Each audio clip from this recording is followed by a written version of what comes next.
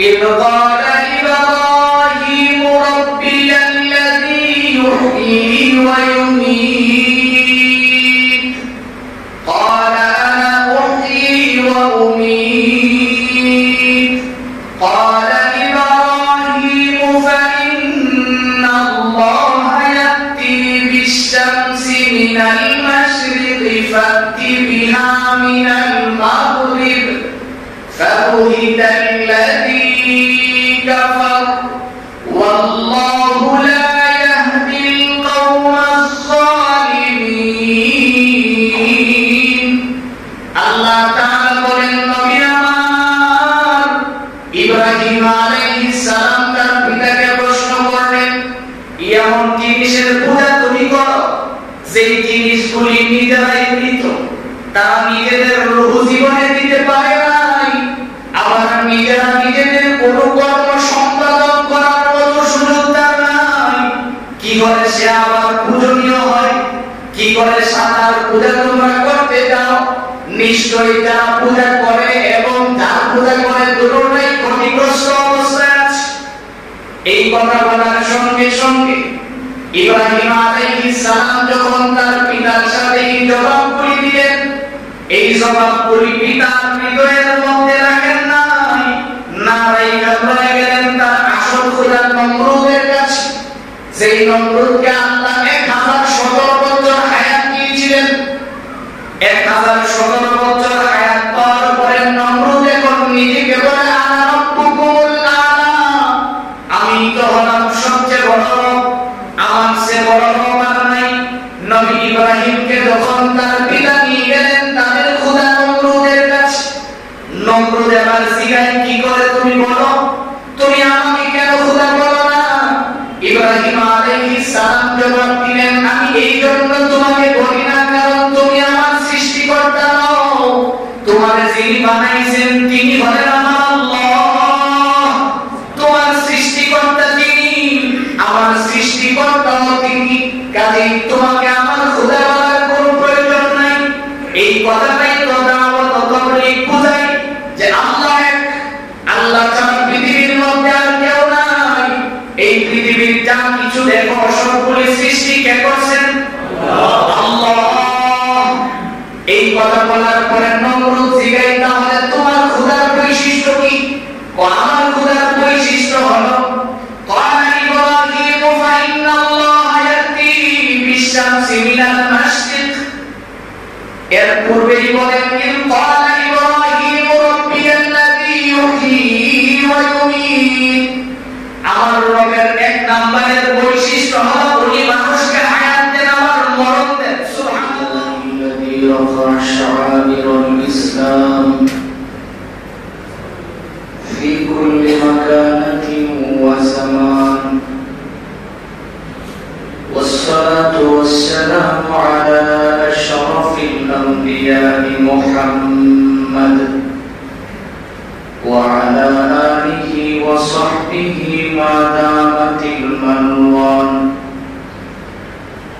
ونشهد أن لا إله إلا الله وحده لا شريك له ونشهد أن سيدنا وسندنا وحبيبنا وحبيب ربنا ومحبوبنا ومعشوقنا ومولانا محمدا عبده ورسوله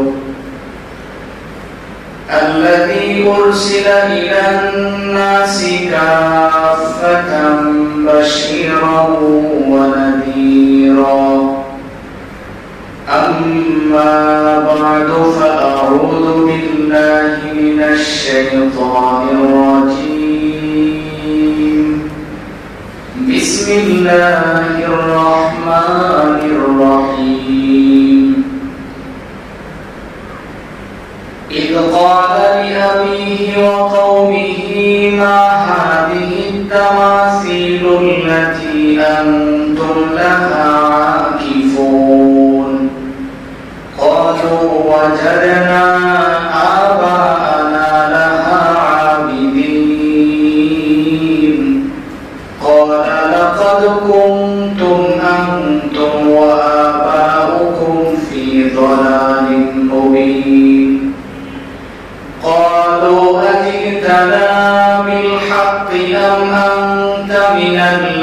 غائبين قال بل ربكم رب السماوات والأرض الذي فطرهن وأنا على ذلكم من الشاهدين وتالله لأكيدن أصنامكم بعد أن تولوا مدبرين صدق الله مولانا العظيم وصدق رسوله النبي الأمي الكريم ونحن على ذلك من الشاهدين والشاكرين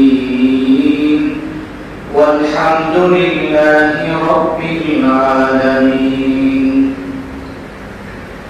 اللهم صل على محمد وعلى آل محمد كما صليت على إبراهيم وعلى آل إبراهيم إنك حميد مجيد اللهم بارك على محمد وعلى آل محمد كما باركت على إبراهيم وعلى آل إبراهيم إنك حميد مجيد لا إله إلا الله الحليم الكريم سبحان الله وبحمده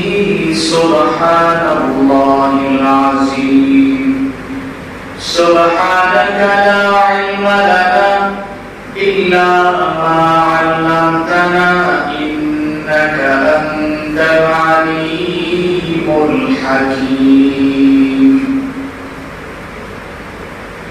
نهاية قابل الاحترام উপস্থিত দেশ জাতির কর্ণধার হযরত উলামায়ে কেরাম অত্র এলাকার বিভিন্ন অঞ্চল থেকে আগত ইসলাম প্রিয় মুসলিম ভাইরা মহান রব্বে কারীমের দরবারে অসংখ্য অগণিত শুকর আদায় করছি যিনি অত্যন্ত দয়া করে মেহেরবানি করে আমাদের হায়াতটাকে দীর্ঘায়িত করে সুস্থ শরীরে পবিত্র জুমার দিনে আল্লাহর ঘর মসজিদে বসে নামাজের পূর্বে কোরআন ও হাদিস থেকে কিছু কথা শোনার তৌফিক দিয়েছেন এই জন্য আমরা সকলেই পড়ছি আলহামদুলিল্লাহ। আমার ভাই আমি আপনাদের সামনে পবিত্র কোরআনে কারিমা থেকে সূরা আম্বিয়া 51 আয়াত থেকে শুরু করে ধারাবাহিক কয়েকটা আয়াতে কারিমা তেলাওয়াত করেছি।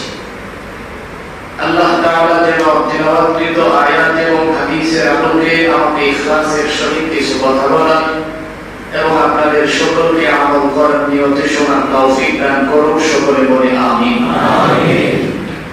মুহতারাম ভাই, আমরা ধারাবাহিকভাবে আমাদের জাতির পিতা ইব্রাহিম আলাইহিস সালামের জীবনী সম্পর্কে আলোচনা শুনতেছিলাম।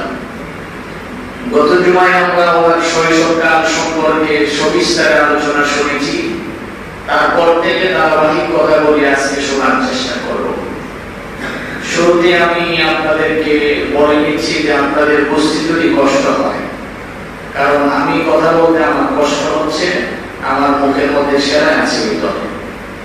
তো ছোট্ট একটা অপারেশন, এই সমস্যাটা এক সপ্তাহ যাবৎ আমি কথা বলতে একটু কষ্ট হচ্ছে, আমার ব্যথা হয়। তারপরও আমি চেষ্টা করব যে আপনাদেরকে বোঝানোর জন্য। আজকেই কিন্তু আমি কথা বলা শুরু করছি, ফোনেও আমি 1-2 মিনিটের বেশি কারোর সাথে কথা বলি। তা আপনারা একটু আন্তরিকভাবে দোয়া করলে আল্লাহ তাআলা সহজ করে দিলে আমি কিছু কথা বলার চেষ্টা করব ইনশাআল্লাহ। মুহতারাম ভাই, গত জুমায় আমরা শুনেছিলাম সাইয়্যিদিনা ইব্রাহিম আলাইহিস সালাম ওনার শৈশবকালকে আল্লাহ তাআলা অনেক সুন্দরভাবে সবিস্তারে কোরআনে কারিমায় আলোচনা করেছেন। আল্লাহ তাআলা যখন ধীরে ধীরে ওনাকে জন্ম থেকে শুরু করে ধীরে ধীরে বয়স হতে লাগলেন, ওনার নিজের ভিতরেই একটা বুঝ চলে আসছিল যে এই পৃথিবী কে সৃষ্টি করেছেন, তখন তিনি তিনজনকে প্রভু বলে স্বীকৃতি দিয়েছিলেন। প্রথম নম্বরে যখন রাতের বেলায় আসমানে তারকাগুলি দেখলেন, তখন তার মনে মনে এই কথা উদিত হলো যে এটাই মনে হয় আমার সৃষ্টিকর্তা হবে, কারণ এত সুন্দর দেখা যায় জলমল করতেছে আকাশের মধ্যে। আবার যখন অন্ধকারাচ্ছন্ন আকাশ একটু ফোকাস দিয়ে চাঁদ উঠে গেল, তখন তার ধারণা হলো যে না, এতগুলি তো আর সৃষ্টিকর্তা হতে পারে না, এই যে একটা উঠছে যার কারণে পুরো আসমান আলোকিত হয়ে গেছে, ইনি মনে হয় আমার প্রভু হবে। তারপর যখন দেখলেন সকালবেলা পূর্ব দিক থেকে সূর্য উদিত হয়েছে, তখন উনি বলেন না, এই তো খোদা হতে পারে না, পিছনে যা দেখছি তা তো নয়, এটাই তো মনে হয় আমার সৃষ্টিকর্তা যে এত আলো দিয়ে গোটা পৃথিবী আলোকিত করে দিলেন। তো আল্লাহ তাআলা এই কথাটাকে তার কোরআনের ভাষায় অনেক সুন্দর করে বলেন যে এই পরিস্থিতিতে আমি কিন্তু ইব্রাহিমকে অনেক নিদর্শন দেখাইছি। অনেক নিদর্শন কেন দেখাইলাম? রব্বে কারীম বলেন নিদর্শন দেখানোর কারণ হলো যাতে করে ইব্রাহিম আমার দিকে আরো দাবি করে, সুবহানাল্লাহ, যাতে করে তার মনের যে সংশয়টা আছে এটা যেন কেটে যায়। এই চিন্তা করে ইব্রাহিম আলাইহিস সালাম যখন সামনে বাড়তে লাগলেন, ধীরে ধীরে যখন তার বয়স বৃদ্ধি পাইল, এক পর্যায়ে আয়েশা বয়স বৃদ্ধি পাওয়ার পরে তার পিতা তাকে আহ্বান করলেন। কোথায় আহ্বান করলেন? বার্ষিক পূজার দিন। বললেন চলো আজকে তোমাকে নিয়ে যাব, আমরা আমাদের দেবতার উপাসনালয়ে যাব, যেখানে গিয়ে আমরা আমাদের দেবতার পূজা করব। ইব্রাহিম আলাইহিস সালাম তাকে জিজ্ঞেস করলেন, কিসের পূজা করবেন? এটা আমাদের সৃষ্টিকর্তা, তো তাইলে আপনার সৃষ্টিকর্তা কে? তখন তার ছেলে ইব্রাহিম জিজ্ঞেস করার পরে পিতা আজর বললেন, এই যে মূর্তিগুলি দেখো এইগুলি তো। ইব্রাহিম আলাইহিস সালাম তখন আজরকে প্রশ্ন করলেন,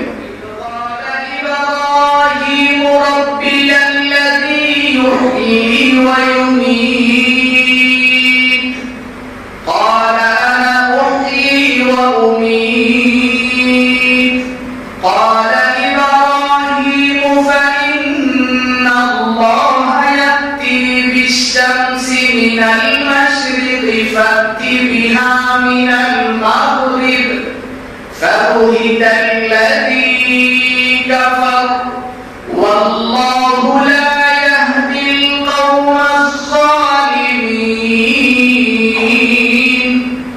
আল্লাহ তাআলা বলেন, নবী আমার ইব্রাহিম আলাইহিস সালাম তার পিতাকে প্রশ্ন করলেন, এমন জিনিসের পূজা তুমি করো যে জিনিসগুলি নিজেরাই মৃত, তারা নিজেদের রূহ জীবনে দিতে পারে নাই, আবার নিজেরা নিজেদের কোনো কর্ম সম্পাদন করার মতো সুযোগ তার নাই। কি করে সে আবার পূজনীয় হয়? কি করে সাতার পূজা তোমরা করতে যাও? নিশ্চয়ই যারা পূজা করে এবং যারা পূজা করে দুটোটাই ক্ষতিগ্রস্ত অবস্থায় আছে। এই কথা বলার সঙ্গে সঙ্গে ইব্রাহিম আলাইহিস সালাম যখন তার পিতার সাথে এই জবাবগুলি দিলেন, এই জবাবগুলি পিতার হৃদয়ের মধ্যে রাখেন নাই, না রাইখা চলে গেলেন তার আসল খোদা নমরুদের কাছে। যেই নমরুদকে আল্লাহ 1017 বছর হায়াত দিয়েছিলেন। 1017 বছর হায়াত পাওয়ার পরে নমরুদ এখন নিজেকে বলে আনা রাব্বুকুল আলা, আমি তো হলাম সবচেয়ে বড়, আমার চেয়ে বড় আর নাই।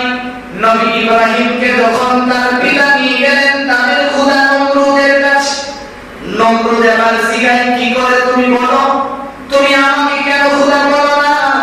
ইব্রাহিম আলাইহিস সালাম জবাব দিলেন, আমি এই জন্য তোমাকে বলি না কারণ তুমি আমার সৃষ্টিকর্তা নও, তোমার যিনি বানাইছেন তিনি হলেন আমার আল্লাহ।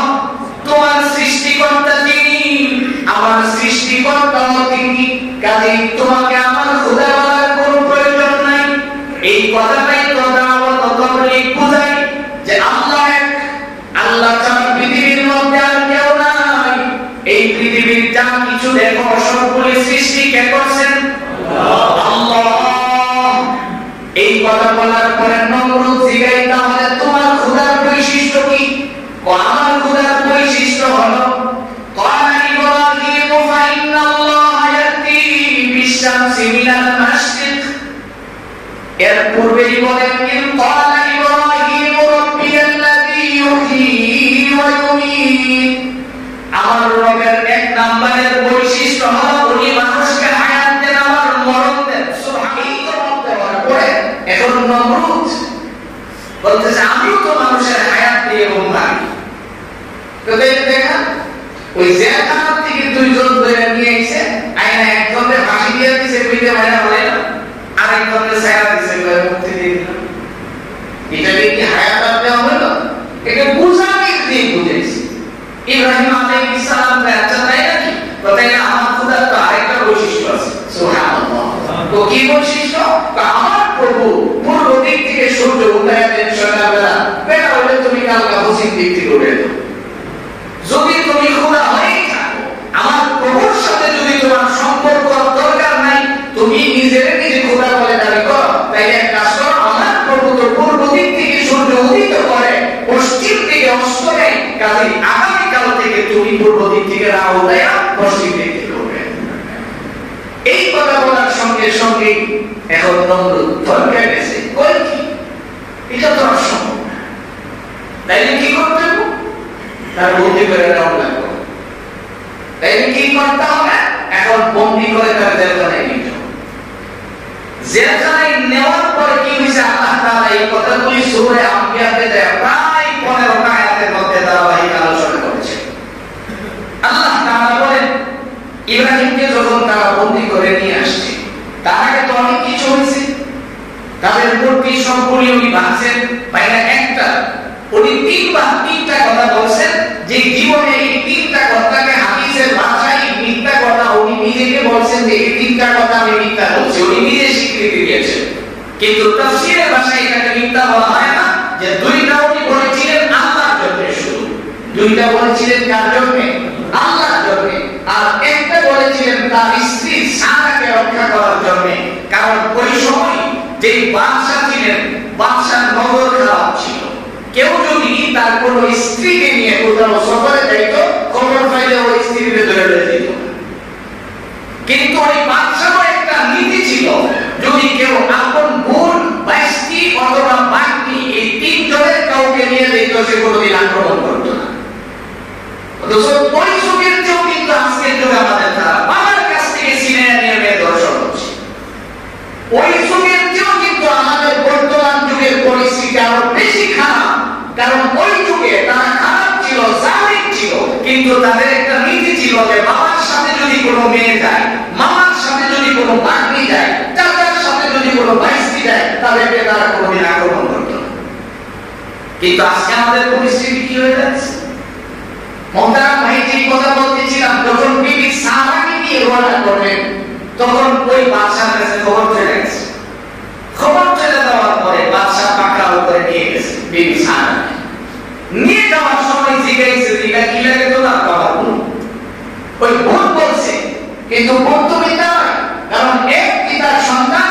ওই দিক থেকে উনি কথাটাকে বলছেন, কিন্তু তার স্বীকৃত যে তিনটা কথা কি জীবনে মিথ্যা বলছে। কিন্তু তাফসীরের ভাষায় এটা মিথ্যা নয়, কারণ তার দৃষ্টিকোণ থেকে, যে দৃষ্টিকোণ থেকে বলেছিল এটা সহি ছিল।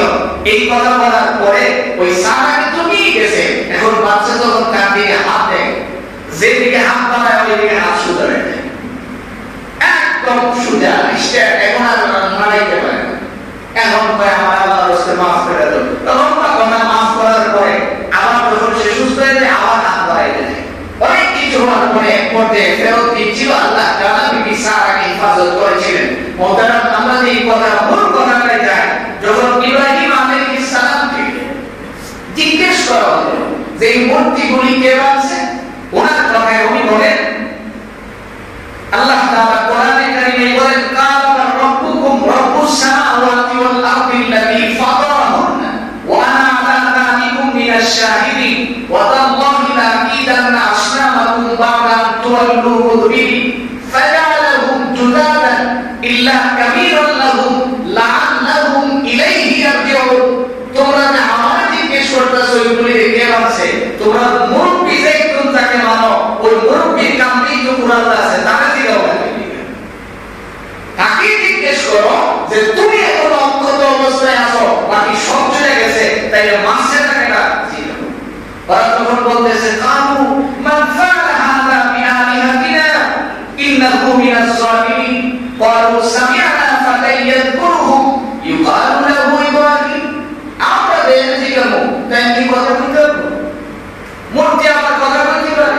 ইব্রাহিম জবাব দিলেন কথা না কইলে ইলা তোমার খোদা কেটে দেখতেছো আলামত তার কান্দে কুরআন আছে, তারপরও তারা বিশ্বাস করো না।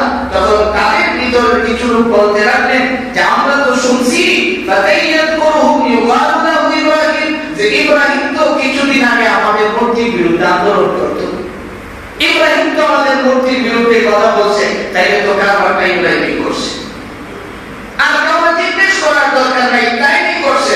এখন অ্যারেস্ট করে আনার পরে সিদ্ধান্ত নিছে তারা আগুন জ্বালাইব। আল্লাহ তাআলা বলেন আমি এমনিতেই তার জাতির পিতা বানাই নাই, তার জীবনে বহু পরীক্ষা নিরীক্ষা করে এই লোকটাকে আমি আমার খলিল উপাধি দিয়েছি। এমনিতেই আমি খলিল উপাধি দেই নাই, বহু ত্যাগ তিতিক্ষা তার উপর দিয়ে গেছে, তার জীবনটাই একটা একটা করে পরীক্ষা পরীক্ষা দিতে দিতে এক পর্যায়ে আমি তাকে নিয়েছি, যেখানে যে খলিল উপাধি দিয়েছি, যেই উপাধি আর কোন নবী রাসূলকে আমি দেই নাই। আল্লাহ তাআলা বলেন যে ইব্রাহিমকে কি পরিমাণে তার দিলে আমার ভালোবাসা কি পরিমাণে ছিল। তাফসীরের কিতাবে আসছে রাস্তাতে ইব্রাহিম আলাইহিস সালাম হাঁটতেছে, হঠাৎ করে শুনছে আল্লাহু আকবার, এরকম একটা শব্দ শোনার সঙ্গে সঙ্গে উনি বেহুশ হয়ে জমিনে পড়ে গেছে। হুঁশ আসার পরে দেখে একজন লোক সামনে দাঁড়িয়ে রয়েছে, জিজ্ঞাসা তুমি কি আওয়াজটা দিছি না? বলছি আমি দিছি। কোথায় আরেকবার দাও, আরেকবার যখন আল্লাহু আকবার বলছে আবার বেহুশ হয়ে গেছে। এরকম তিনবার হওয়ার পরে ইব্রাহিম আলাইহিস সালাম জিজ্ঞেস করে কে তুমি? আমার রবের বরত্ব আমার সাথে এইভাবে কইলা।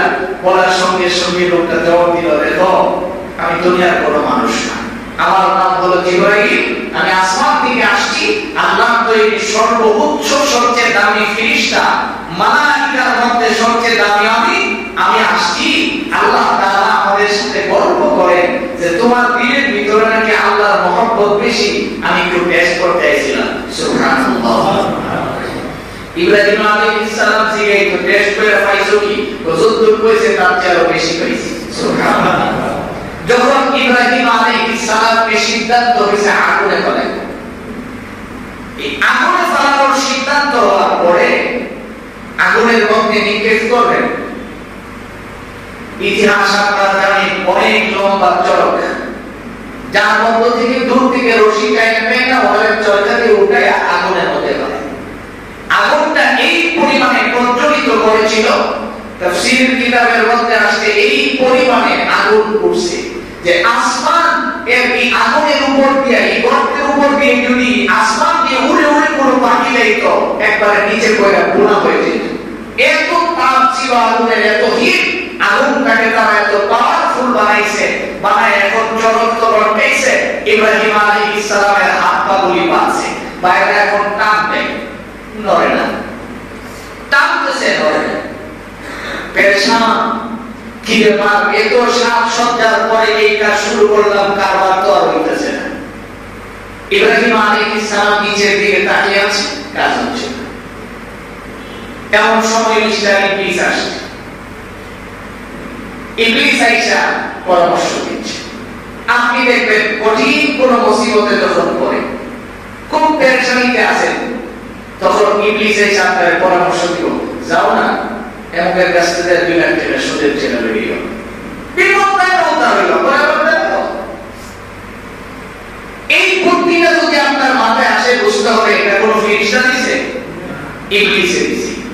কারণ ইবলিস এসে আপনার বুদ্ধি দিছে, বিপদ হয়ে থাকবে, আমার দিয়ে তওবা করে দেয়। আরে তুমি যে তওবা করতে না, এই সুযোগটা তুমি পাইবা, এটা কেমনে পাবা?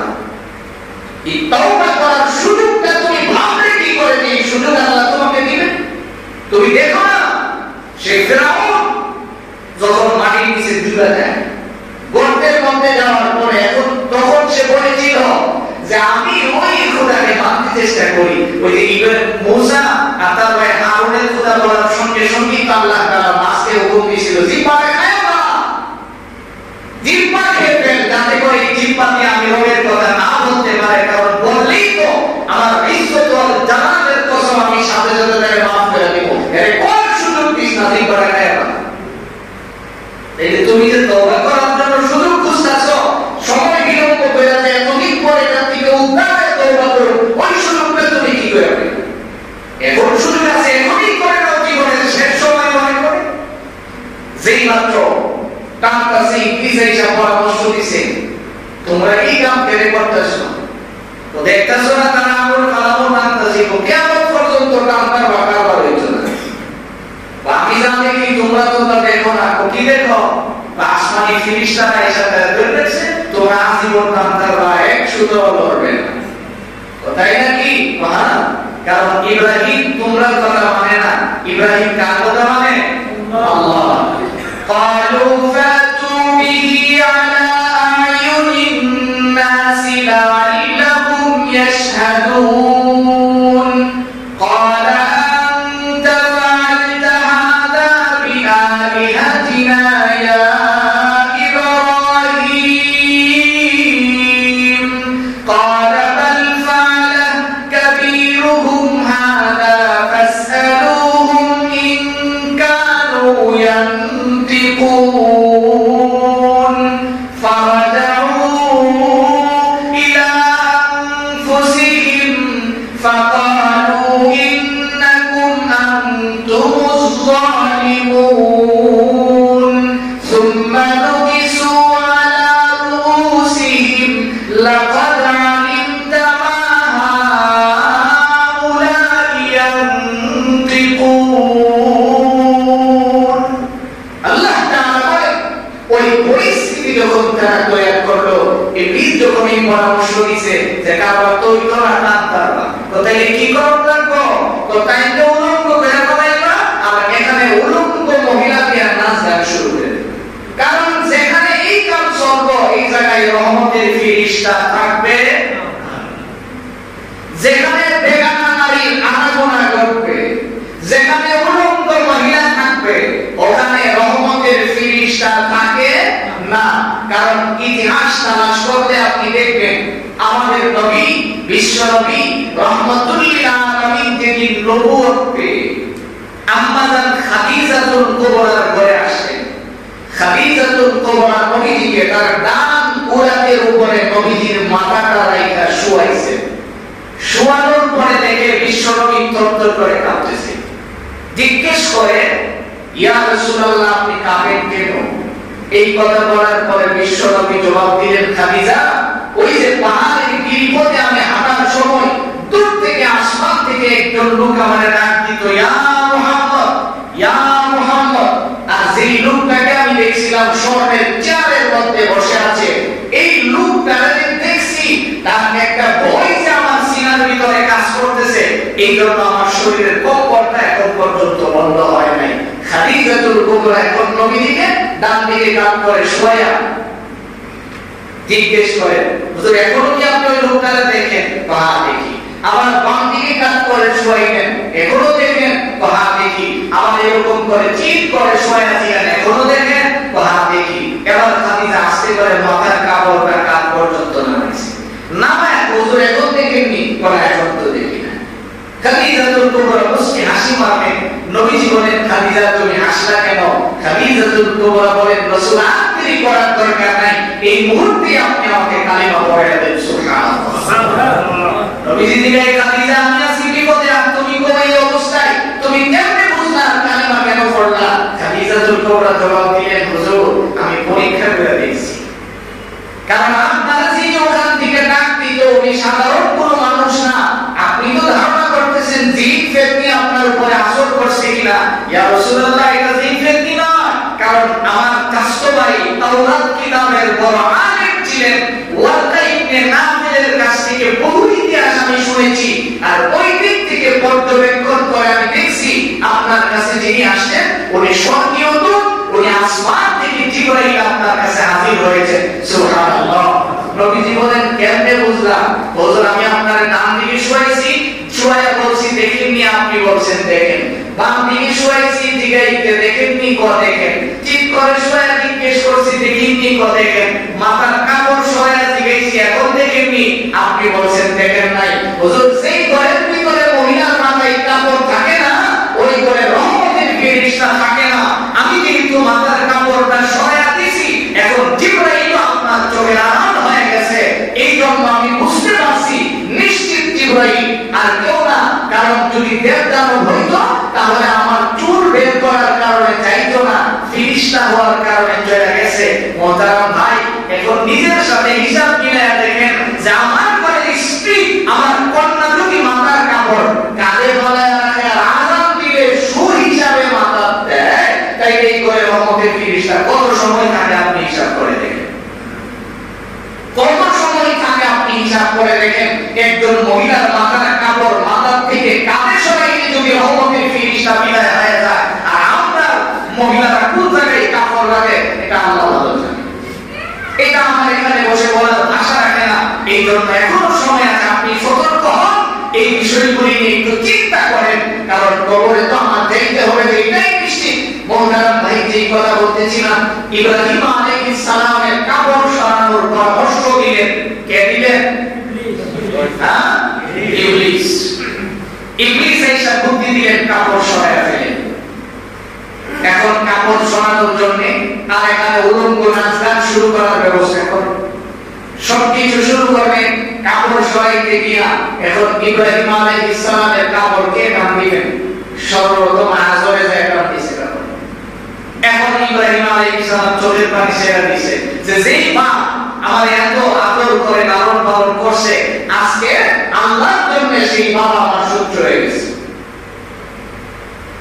কাজে এই জায়গা থেকে কিন্তু আপনাকে বুঝতে হবে, পৃথিবীতে আপনি যদি কোরআনের পক্ষে কথা বলেন, আপনার শত্রু হবে। শত্রু হবে, হক কথা বললে আপনার কিছু শত্রু আপনার পিছনে থাকবে। কাজে অন্যের শত্রুতা রেখে হক ছেড়ে দেওয়া যাবে না। হক কথা বলতে হবে, হক বলে চলতে হবে, হক আমাকে মানতেই হবে। কেননা আমি কবরের যাত্রী, কে আমাকে পছন্দ করলো আর কে আমার শত্রু হলো এটা তার ব্যাপার, আমার কোনো ব্যাপার না। কারণ ইব্রাহিমকে আল্লাহ এইভাবে হিফাজত করেছেন, আমাকেও আল্লাহ তাআলা এইভাবে হিফাজত করবেন। এটা আল্লাহর জিম্মাদারি, আল্লাহ তাআলা আমাকে এইভাবে হিফাজত করবেন। ইব্রাহিম আলাইহিস সালাম চোখের পানি ছেড়ে দিয়েছেন। ছেড়ে দেওয়ার পরে জিবরাইল দৌড়ে আসছে। আসমানের সমস্ত ফেরেশতারা তো তাকায় রয়েছে, কারণটা কি হচ্ছে? ইব্রাহিম আলাইহিস সালামের চূড়ান্ত পর্যায়ে পরীক্ষা চলতেছে। জিবরাইল আয়েশা কওজর, আমি জিবরাইল, আমি জিবরাইল। কে লিখেছো? কই যে আজকে আপনার বিপদে আছেন, যদি একটু উপকার করতে পারি। জিগাই করতে গেছো, কে পাঠাইছে? আল্লাহ পাঠাইছে।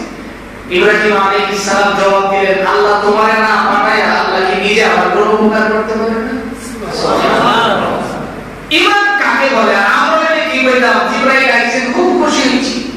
এবার জাগবার আপনি করে দাও, তার উল্টে হবে একদিন এরা আগুন উল্টে তারে মালা। কিন্তু ইব্রাহিম দুই ধরনের কথা বলেন। ইব্রাহিম আলাইহিস সালাম এই কথা বলেন নাই। আল্লাহ তাআলা এই জন্য ইব্রাহিম আলাইহিস সালামের দৃষ্টান্ত কোরআনে দিয়েছেন।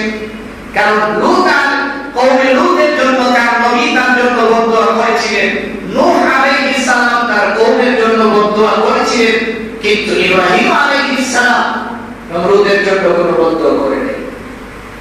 এমনিতেই খলিল হয় নাই। বলতেছে আমি কোনো উপকার তুমি করবে কেন? আল্লাহ আমার সরাসরি কোনো উপকার করতে পারে? তারা যখন পুরোপুরি আল্লাহ তাআলা কোরআনে বলেন, ক্বালু হাররিকুহু ওয়ানসুরু আলিহাতাকুম ইন কুনতুম ফাইলিন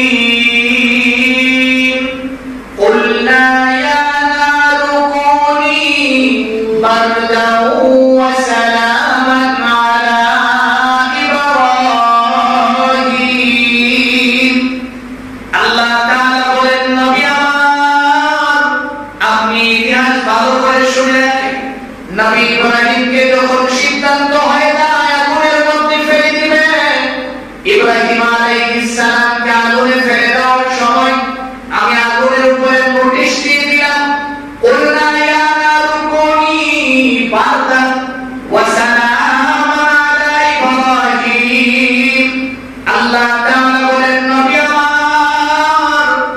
যদি খালি বলতাম কুলনা ইয়া নারু কুনি বারদান, কারণ আগুন যেন এমন ঠান্ডা হয়ে যায় ফ্রিজার বরফের মতো হয়ে যাবে, এই জন্য আমি ঠান্ডার কথা বলার পরে সঙ্গে সঙ্গে বলে দিলাম ওয়া সালামুন আলা ইব্রাহিম, ইব্রাহিমের জন্য শান্তিদায়ক হয়ে যাও। কেমন শান্তিদায়ক? একেবারে গরম হলে এখানে থাকা সম্ভব নয়, আবার ঠান্ডা হলেও থাকাটা আরামদায়ক নয়। আমি আল্লাহ তাআলা এয়ার কন্ডিশন বলার কথা বলে দিলাম, যেটা ইব্রাহিমের জন্য শান্তিদায়ক হয়। সালাম শব্দ আমি ব্যবহার করলাম।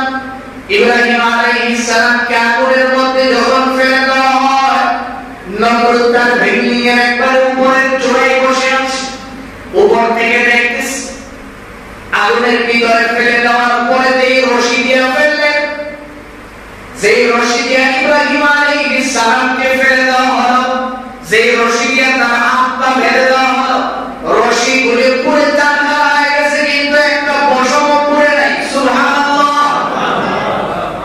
ইব্রাহিম আলাইহিস সালাম ভিতরে আরামে বসে আছে।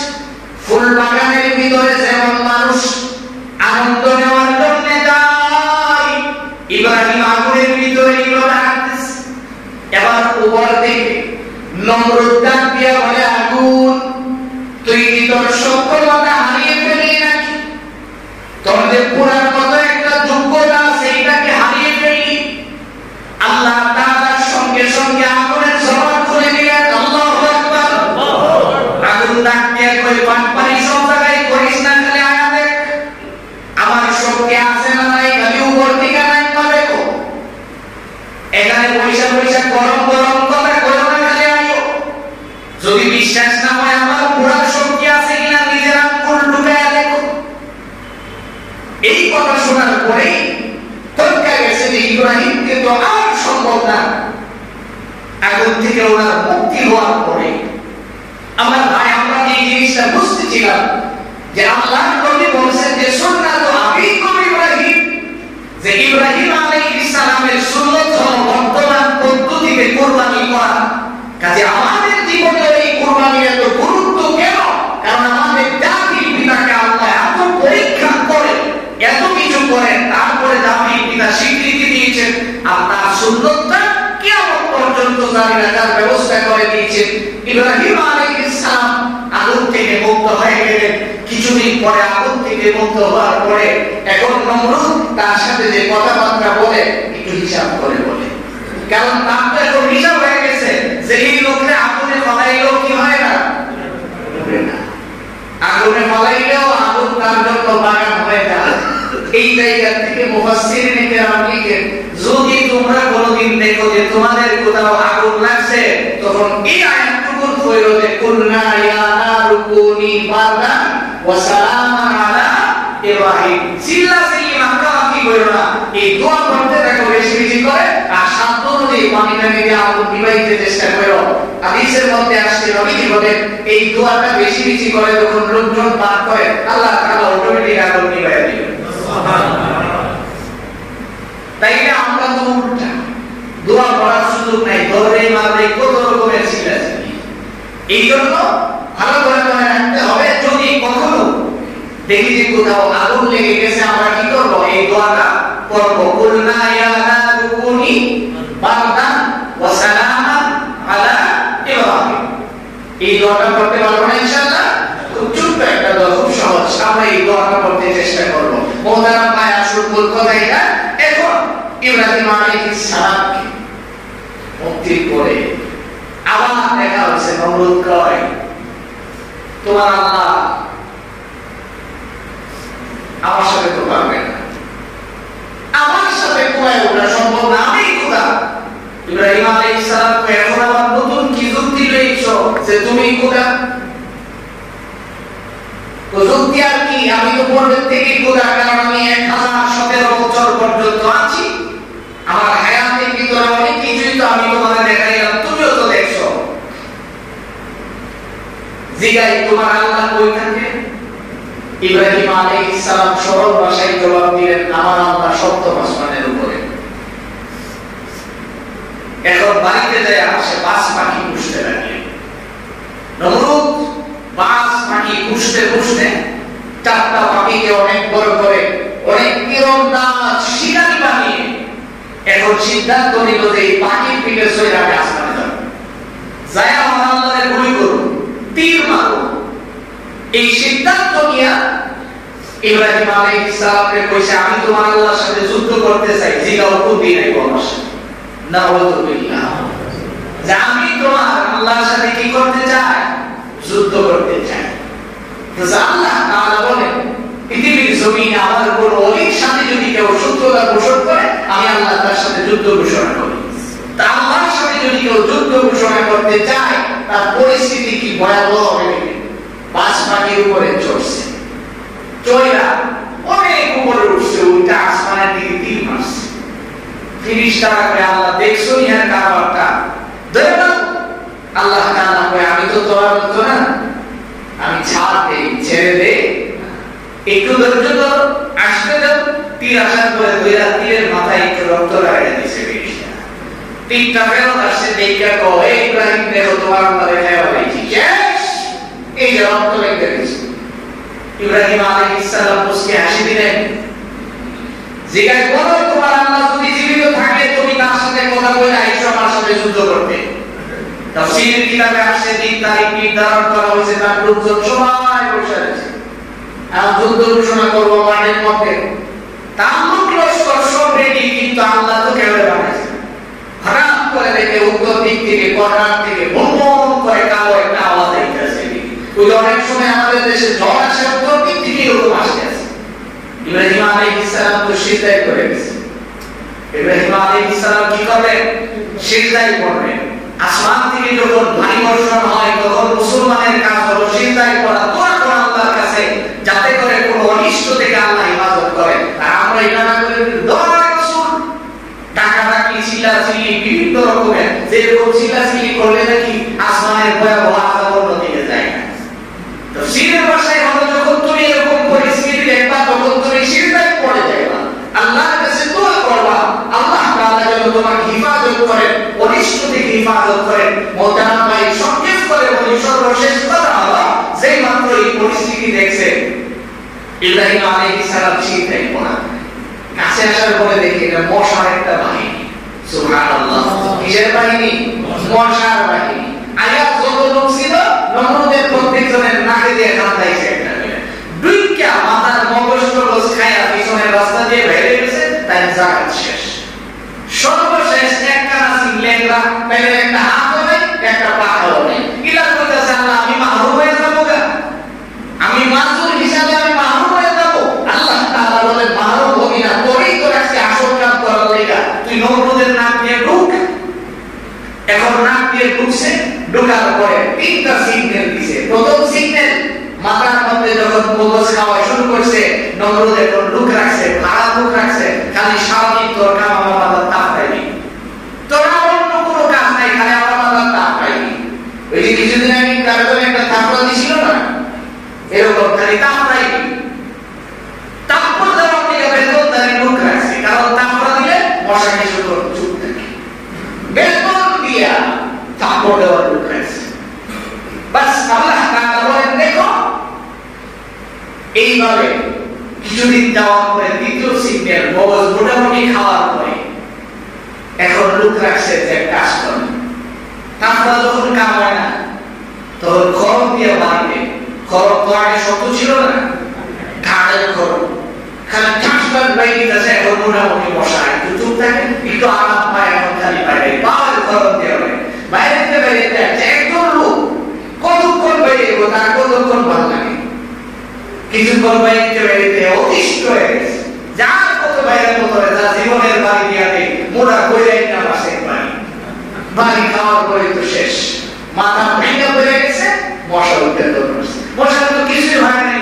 এই জন্য আল্লাহ তাআলা এটাই বুঝাইতে চাইলেন, কোন শক্তি যদি সবচেয়ে বড় শক্তি নিজেকে মনে করো, আমি তোমাকে ধ্বংস করার জন্য আমার একটা মশাই যথেষ্ট, কারণ তোমার মাঝে আমার কামান ব্যবহার করা লাগবে না, কারণ তোমার যে বহু শক্তিশালী জিনিস ছিল তাদেরকে মারার জন্য আমি হিসাবই করি নাই, আর তোমরা তো হিসাব করার কোনো প্রয়োজনই নাই।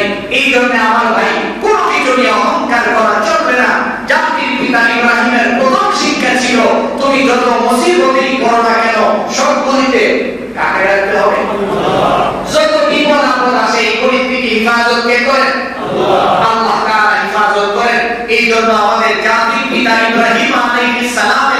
এত ফজিলত আল্লাহ তাআলা ওনাকে খলিল বলে উপাধি কেন দিয়েছেন? তার কারণ ওনার প্রত্যেকটা পরীক্ষায় উনি 100% মার্ক নিয়ে উত্তীর্ণ হয়েছেন।